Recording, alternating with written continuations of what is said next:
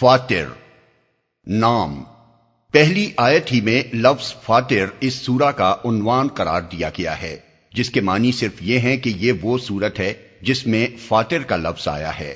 دوسرا نام الملائکہ بھی ہے اور یہ لفظ بھی پہلی ہی آیت میں وارد ہوا ہے۔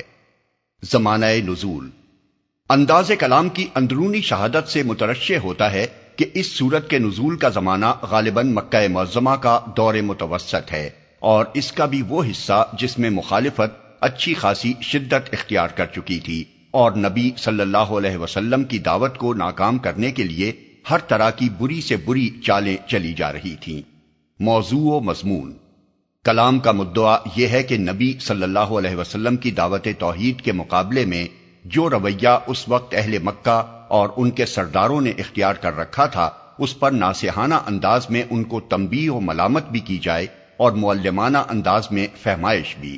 مضمون کا خلاصہ یہ ہے کہ نادانو، یہ نبی جس راہ کی طرف تم کو بلا رہا ہے اس میں تمہارا اپنا بھلا ہے، اس پر تمہارا غصہ اور تمہاری مکاریاں اور چال بازیاں اور اس کو ناکام کرنے کے لیے تمہاری تدبیریں دراصل اس کے خلاف نہیں بلکہ تمہارے اپنے خلاف پڑ رہی ہیں۔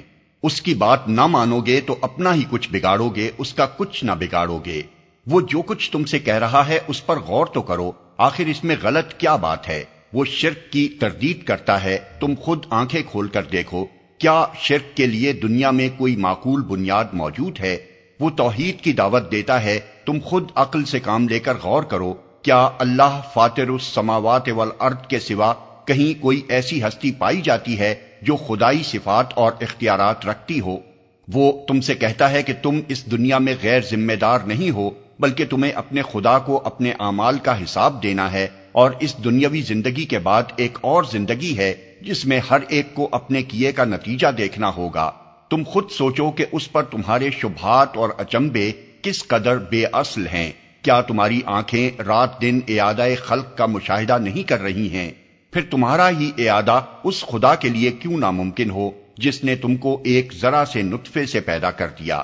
کیا تمہاری عقل یہ گواہی نہیں دیتی کہ بھلے اور برے کو یکساں نہ ہونا چاہیے؟ پھر تم ہی بتاؤ کہ معقول بات کیا ہے، یہ کہ بھلے اور برے کا انجام یکساں ہو، یعنی مٹی میں ملنا اور فنا ہو جانا، یا یہ کہ بھلے کو بھلا اور برے کو برا بدلہ ملے؟ اب اگر ان سراسر معقول اور مبنی بر حقیقت باتوں کو تم نہیں مانتے اور جھوٹے خداؤں کی بندگی نہیں چھوڑتے اور اپنے آپ کو غیر ذمہ دار سمجھتے ہوئے شتر بے مہار ہی کی طرح دنیا میں جینا چاہتے ہو، تو اس میں نبی کا کیا نقصان ہے؟ شامت تو تمہاری اپنی ہی آئے گی۔ نبی پر صرف سمجھانے کی ذمہ داری تھی اور وہ اس نے ادا کر دی۔ سلسلہ کلام میں بار بار نبی صلی اللہ علیہ وسلم کو تسلی دی گئی ہے کہ آپ جب نصیحت کا حق پوری طرح ادا کر رہے ہیں تو گمراہی پر اصرار کرنے والوں کے راہ راست قبول نہ کرنے کی کوئی ذمہ داری آپ کے اوپر عائد نہیں ہوتی۔ اس کے ساتھ آپ کو یہ بھی سمجھایا گیا ہے کہ جو لوگ نہیں ماننا چاہتے ان کے رویے پر نہ آپ غمگین ہوں اور نہ انہیں راہ راست پر لانے کی فکر میں اپنی جان گھلائیں۔ اس کے بجائے آپ اپنی توجہات ان لوگوں پر صرف کریں جو بات سننے کے لیے تیار ہیں۔